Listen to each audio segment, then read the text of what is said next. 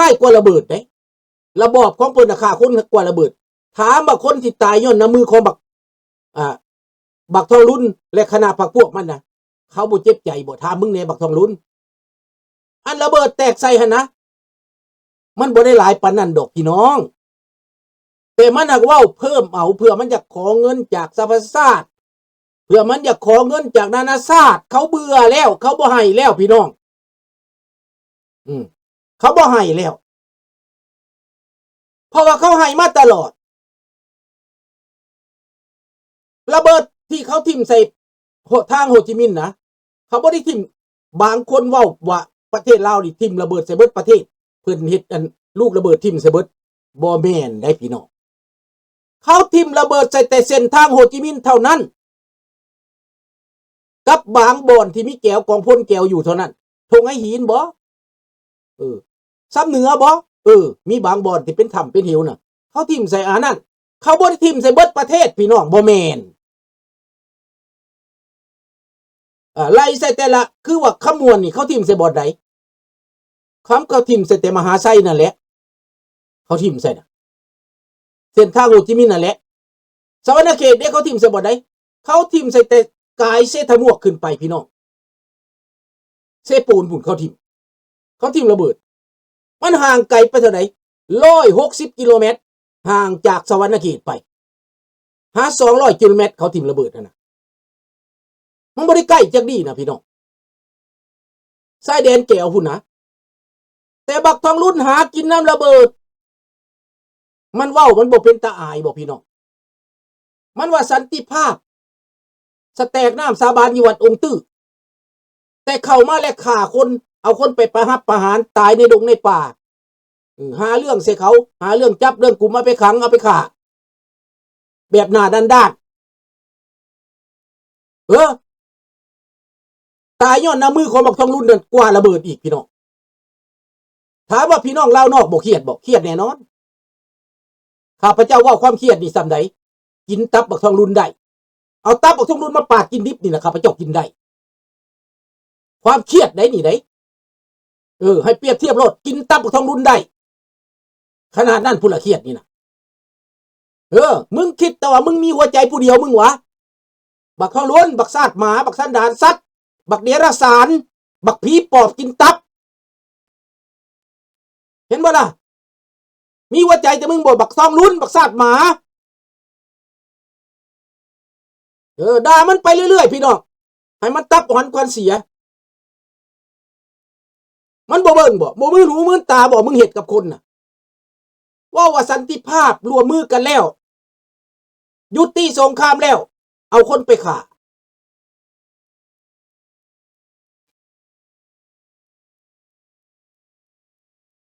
นั่นแหละมันเป็นแบบนั้นแหละอาลิวมันเอาคนไปฆ่าตั้งเท่าใดล้านเท่าใดหมื่นเท่าใดแสนแม่นสันติภาพของมันบ่นั่นน่ะสมัยสงครามน่ะมีภัยแตกมีไปต่างประเทศมีบ่ถามแน่มีอพยพบ่แม่นบ่อาบิโกก่อนสิทิ่มระเบิดต้องย้ายประชาชนจากสำเหนือเสียงขวางมาไว้เวียงจันทน์ก่อนสิทิ่มระเบิดต้องขนประชาชนจากเซโปดเมืองพินย้ายมาอยู่บ้านใหม่เมืองพินเซโน8ตาแสงย้ายมาอยู่หั่นปลูกบ้านปลูกเรือนให้เอาเขาเอาน้ำไปเบิกให้ก่อนจะทิ่มระเบิดใส่แก้วพุ่นแก้วมาเฮ็ดมาเปิดบ้านหลบลำเซินพุ่นเขาทิ่มระเบิดใส่แก้วมาเปิดบ้านหลบลำเซินพี่น้องบ้านหลบลำเซิน769บ่แม่นหยังเขาไปทิ่มใส่แก้วตัวนั้นพุ่นแก้วที่คนทหารไปหลบเวียดนามใต้พุ่นพี่น้องอเมริกามันทิ่มใส่มันบ่ได้ทิ่มใส่หัวคนลาวก็มันทิ่มใส่หัวคนลาวมันสิยังบ่พี่น้องแต่ว่าแน่นอนมีพวกลาวแก้วที่มันไปน้ำกันหั่นมันตายแท้นั่นน่ะมีจำนวนหนึ่งตายเด้อที่มันเข้าอยู่ในถ้ำมันน่ะมันห้องว่าถ้ำปิวนั่นนายพลแก้วอยู่หั่น3คนตายหมับหมานั่นน่ะอันนั้นแม่นมันมีนายพลแก้วอยู่หั่นผู้ไปทิ่มระเบิดใส่หั่นก็เป็นไผก็เป็นคนเสียงขวางซับเหนือนั่นแล้วเขาไปเป็นทหารเขาฮู้จักว่ามันอยู่ในถ้ำอันนั้นมันบ้านเขาก็ไปบอกให้อเมริกาทิ่มใส่หั่น มีคนลาวบ่ได้หั่นมีจำนวนหนึ่งแต่ส่วนใหญ่เลยเป็นแก้วเป็นกองบัญชาการแก้วพี่น้อง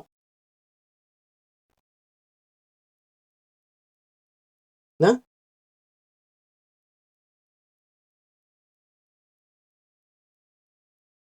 การทำสงครามเขาไม่โจมตีพลเรือนไม่ใช่เด้อครับก็ไม่ได้โจมตีพลเรือนนั่นแหละป้ากับหูจักบอกเขาไม่ได้โจมตีพลเรือนเขาโจมตีแก้วยังวะแก้ว2 ล้านคนทหารลงไปเวียดนามใต้รถถังรถซับกลางเว้นกลางคืนคนไปทั้งเว้นทั้งคืนเขาทิ่มใส่นั่นพุ่นประชาชนลาวถามไหมตามน้ำคลองนี่คนไทยยังข้ามไปอยู่ลาวพุ่นไปเห็นเวียกอยู่ลาวพุ่นฝ้ากลางซึกกระถามที่ถามคนไทยอีสานนี่นะไปอยู่เวียงจันทร์พุ่นนะไปอยู่ท่าแขกพุ่นนะเขาทิ่มใส่บ่อเวียงจันทร์มีบ่อระเบิดตกในเวียงจันทร์มีบ่อระเบิดตกอยู่สารเขตมีบ่มีบ่อระเบิดตกอยู่ปากเซบ่มีบ่ล่ะมันต้องว่าความจริงไหมอันนี้นะเขาทิ่มสำเร็จใส่หัวแก้วทหารแก้วคนลงไปเวียดนามใต้คงไปเขมรอเมริกามันขออนุญาตทิ่มระเบิดใส่พวกแก้วคนกำลังไปเวียดนามใต้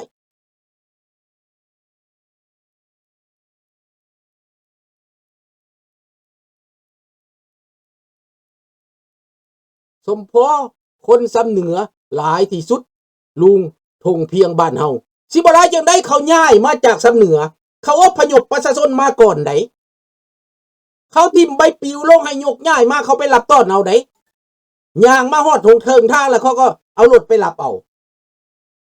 เขาให้ย้ายบ้านมาไดเห็นบ่ล่ะย้ายมาอยู่ไสย้ายมาอยู่แถวพ้นโฮงย้ายมาอยู่แถวน้ำงืมนั่นแหละเต็มบัดน่ะแถวนั้นมีแต่บ้านอพยพไปเบิ่งเลิกก็ได้พี่น้องในวิดีโอก็มีเขาบันทึกไว้เข้าตัวเขาก็ใส่ให้แต่อเมริกาแหละแต่ในที่สุดอเมริกาชนะในโลกปัจจุบันอเมริกาชนะสิเว้าได้ก็เว้าอเมริกาชนะเบิดคอมมิวนิสต์ตายในยุโรปย้อนหยังย้อนอเมริกาคอมมิวนิสต์ตายในอเมริกาใต้ย้อนอเมริกาคุยบ้าจะล่มสลายก็ย้อนอเมริกาคอมมิวนิสต์ในเอเชียสิดับไปก็ย้อนอเมริกาในโบนานนี่แหละ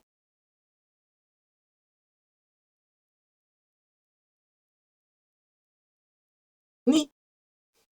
อามิโกนี่ก็หนีมาจากซ้ำเหนือเสียงขวางก็แม่นเขาไปหลับต้อนมาแม่นบ่อามิโกเอายนต์ไปหลับเอารถไปหลับเอาประชาชนอย่างมากฮอดครึ่งทางแล้วก็หลับเอาเขาลัดเอาอยู่ตามทางเอารถไปต้อนเอาจอดรถไว้แล้วเขาก็มาคืนรถแล้วก็ขนมาเวียงจันทน์ตั้งบ้านตั้งเมืองเอาเขาเอาน้ำไปเบิกบางคนก็บ่กลับเมืองเลยได้อยู่เวียงจันทน์เลยได้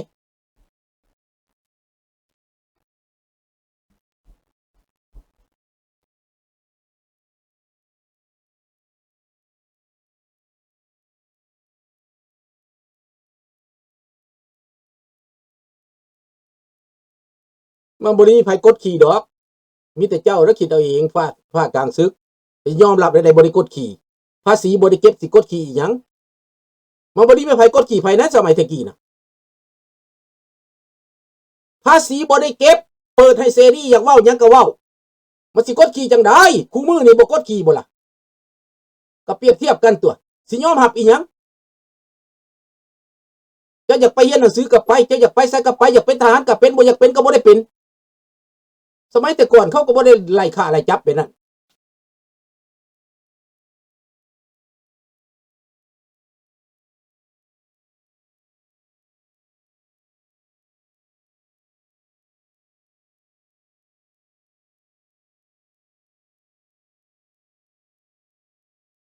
หลักบ้านหลักเมืองถ้ามันมีพวกโจรอยู่มีพวกคอมมิวนิสต์อยู่มันสิลักได้บ่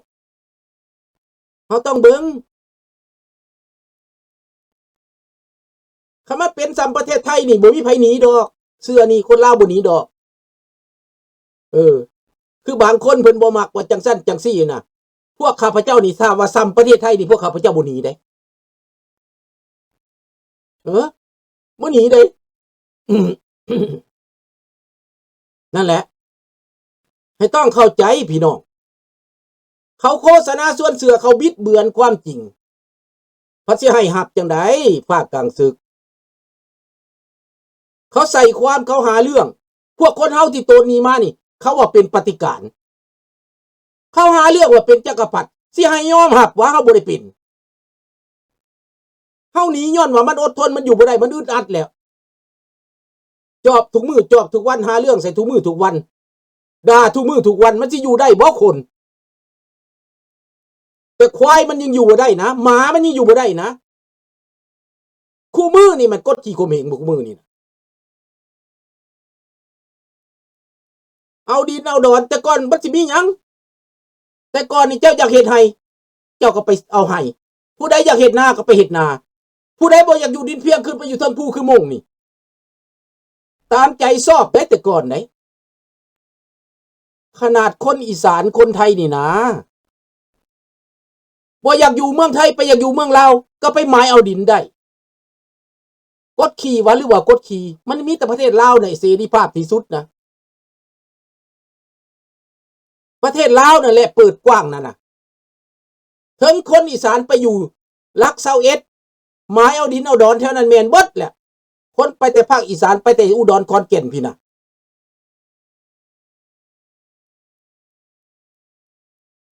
เห็นบ่ล่ะ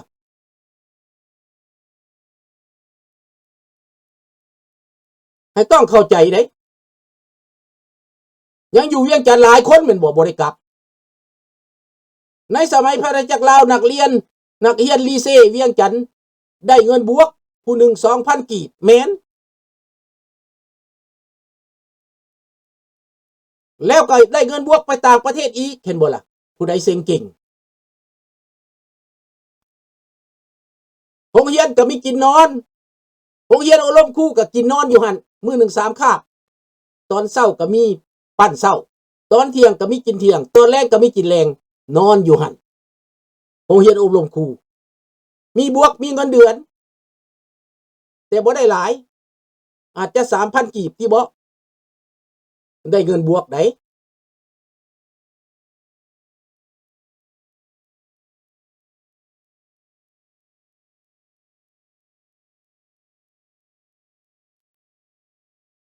ดังนั้นพี่น้องคิดเบิ่งถูกตัวถูกหลอกถูกบิดเบือนความจริงระบอบอันนี้มันบ่แม่นคนลาวปกครองฝ่าเอ้ยมันแม่นแก้วมันแม่นแก้วเบิดก็ฟังได้กว่าบักทองรุ่นก็เว้าแก้วไหลแลดๆบักสมสวัสดิ์เด้งสวัสดิ์แม่นแก้วเบิดพวกหานี่แก้วจิกมันสิหักคนลาวจังได๋มันก็ไปหาบักพรบ้านพ่อมันพุ่นติ